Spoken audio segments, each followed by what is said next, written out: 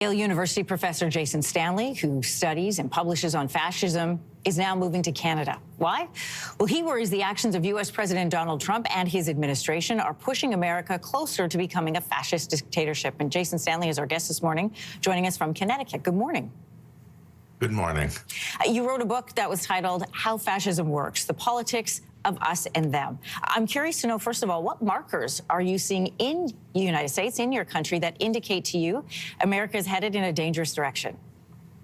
Well, first of all, because I am in an educational institution, what I see is the attack on history, the attack on critical inquiry. They're really attacking our institutions. They're saying schools and universities should replace critical history by mythical history, a mythical past. And then, most importantly, not just in the educational institutions, but in all of our democratic institutions, schools and universities, the federal bureaucracy, the legal system, the media. There's a pervasive culture of fear. You've got ICE agents everywhere. You've got fear of, in many institutions, from the federal bureaucracy to the schools and universities, they're demanding adherence to a state ideology that abstracts from America's complex history.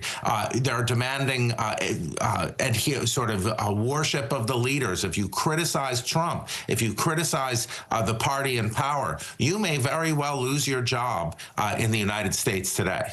If you could place the United States on a spectrum of change, from liberal democracy to a fascist dictatorship, where would you place them? We're in the midpoint right now. What would you call that? What's that called? I don't know if there's a technical name for it. We're beyond the point of a backsliding democracy. I mean, look, the president of the United States is targeting law firms he doesn't like. He's targeting professors he doesn't like. He's targeting his political opponents. He's using the apparatus of the state. This is an authoritarian country now. So we've got ICE agents everywhere. If you're not a citizen of the United States, you cannot speak out on social media.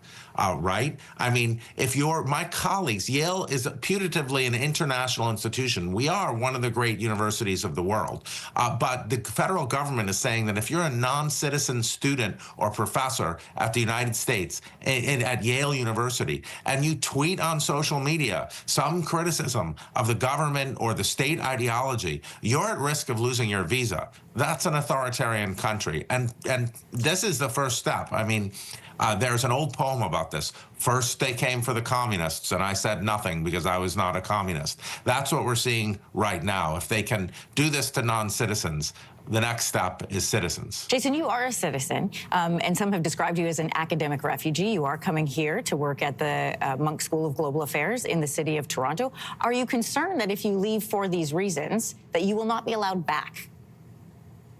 Ugh, that would be bad. Of course, I'm concerned, but I hope that's not true. I mean, I have family here. It's an enormous decision to leave my home, but it's a decision I'm making because there's an incredible opportunity for Canadian universities, essentially to replace the greatness of American universities. And I'm hoping Canada sees that opportunity. I'm curious to know, what was the turning point for you? Because you have studied this, and you have studied this in relation to President Trump from his first administration, but your body of work goes beyond that. It predates that. What was the moment for you when you decided, I have to get out of here, I need to take my skills to Canada? Yeah, well, two reasons. First of all, I saw that the democratic institutions here are not correctly responding.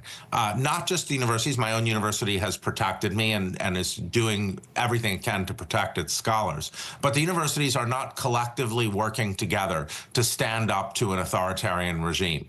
And when Columbia folded, that's when I accepted the job at the Munk School. But also, I really have to say, the University of Toronto, the Munk School, they have incredible plans. And academia is a meritocracy. And the best, academics like me who have the privilege and the opportunity to go to the institutions that have the brightest academic futures, like the University of Toronto today, we're going to take that opportunity. Jason Stanley, pleasure to meet you, and best of luck to you as you make this transition. Thanks for joining us this morning. Thank you.